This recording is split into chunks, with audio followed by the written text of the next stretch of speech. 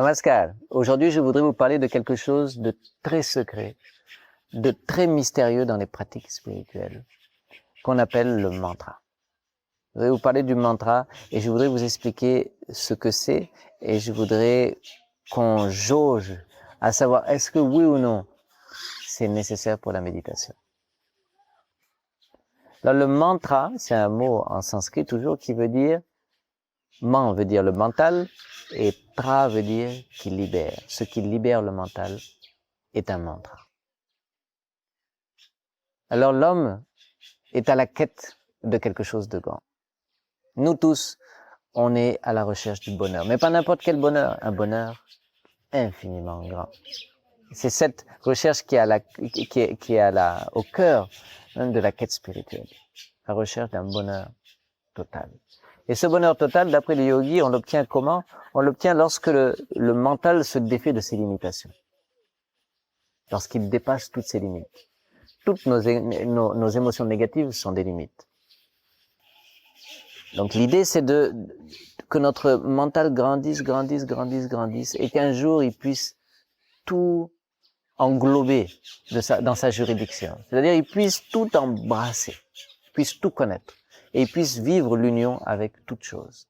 Et c'est cette union entre un mental qui s'est dépassé lui-même, qui est devenu infiniment grand, cette union du petit mental avec l'infini, qui s'appelle yoga.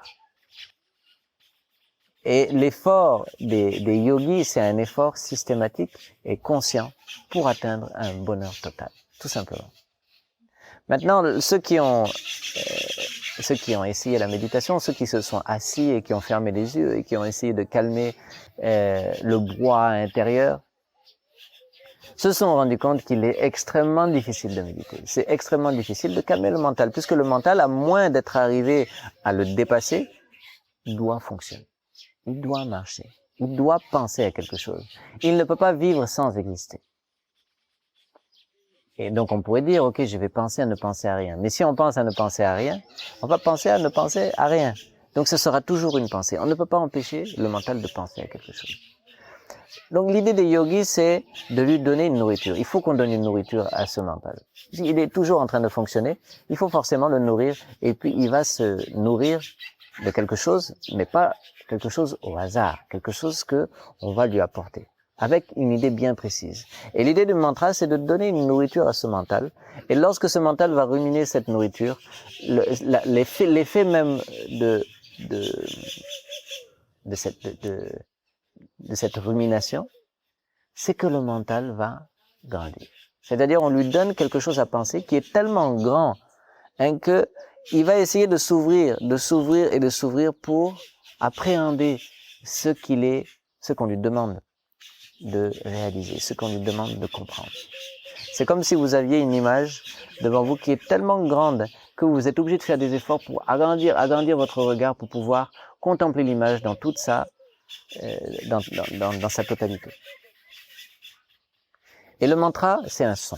Le mantra, c'est un son parce qu'on veut donner quelque chose qui est très subtil et qu'il est difficile pour le mental d'appréhender, justement. Un son, c'est un son, mais c'est une signification aussi. Donc, non seulement le son va bercer le mental, et c'est un son très subtil, et en plus c'est un mantra, c'est-à-dire que ce son, a priori, a été énergisé, on pourrait dire, par une personnalité, un maître authentique, il s'entend, qui a rendu ce son, qui a rendu la vibration de ce son telle que lorsqu'on le rumine, il élargit, il calme la pensée, il élargit la périphérie du mental. Et en plus, l'idée qu'il véhicule va aussi être une idée tellement grande que lorsque le mental essaye d'y penser, il n'a qu'une chose qu'il puisse faire, c'est essayer de s'agrandir, essayer de dépasser ses limitations pour appréhender quelque chose d'infiniment grand.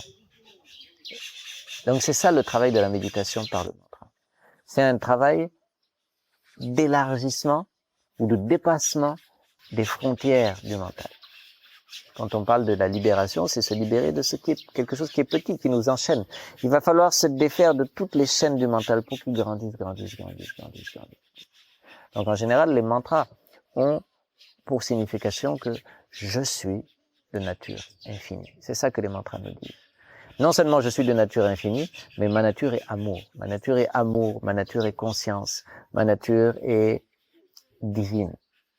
Mais elle n'est pas seulement amour, elle est amour infini. En fait, quand on pense à l'amour, on dit pas je suis aimé ou ce monde est amour, on dit je suis amour. On cherche pas lors de la méditation à être aimé parce que c'est toujours quelque chose de limité. On cherche à devenir amour. Et ce mantra va nous insinuer ces idées-là, sans qu'elles soient conceptualisées de trop, sans qu'elles soient dans des boîtes. C'est un son qui nous dit que tout est amour. Et tu es amour aussi. Je suis amour. Je suis infini. Je suis une source de lumière infinie. Vous voyez que ce sont des choses, on ne peut pas y penser facilement. On est obligé de méditer, méditer, méditer et répéter ce mantra. Le son va guider notre mental, va comment dirais-je, captiver notre mental, et la signification et le son conjoint vont faire à ce que le mental petit à petit soit obligé de s'ouvrir, de s'agrandir pour appréhender quelque chose qui est infiniment grand. Et au bout du compte, lorsque on parle de réalisation ou de samadhi ou de nirvana, c'est lorsque le mental est obligé d'abandonner toutes ces dernières retenues, ces dernières limitations et devenir un avec ce qui est infiniment grand. Et c'est le mantra qui nous amène à faire cette conversion du petit vers le grand. Et sans mantra, ah là là, ça va être difficile, ça va être très difficile. En fait, je comprends même pas comment on peut, sans l'utilisation d'un son, sans guider l'utilisation d'un son, sans guider notre mental, l'utilisation d'un son et d'une certaine idée, c'est-à-dire on médite, on contemple cette idée. On ne peut pas y penser en fait. On ne peut que contempler cette idée. Donc on médite, on contemple cette idée petit à petit, le mental s'agrandit. C'est ça la technique de la méditation par le mantra. Et c'est quelque chose de très très important. En Inde, traditionnellement, la personne qui consciemment veut vivre cette quête, veut aller à l'aboutissement de ce que peut lui offrir ce monde, il part à la recherche d'un maître. Pas un maître dans le sens négatif, comme souvent on l'entend dans nos sociétés occidentales, mais un maître authentique, un gourou. Gourou, ça veut dire celui qui peut lever le voile d'ignorance de notre mental. Et ce maître, qu'est-ce que va faire ce maître? Il va lui donner un mantra. C'est ça en fait que le disciple cherche, que le yogi cherche.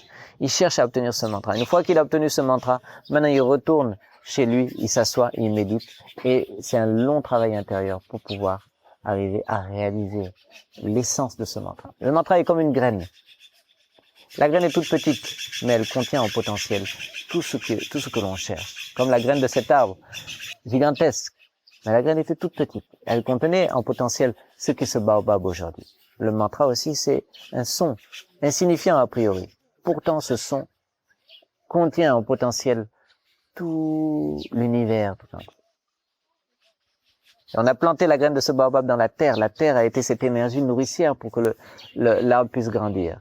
On plante la graine du mantra dans le cœur de l'homme. Et cette terre nourricière va être l'amour de l'homme.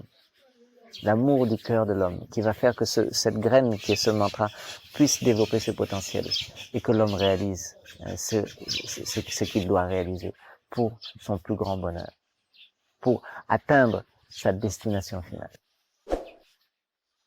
Voilà ce que je peux dire sur le mantra. Il y aurait beaucoup de choses encore à dire. Si vous avez des commentaires, si vous avez des questions, n'hésitez pas à les faire et puis on peut continuer à élaborer plus sur cette chose mystérieuse qui est le mantra. Merci, namaskar.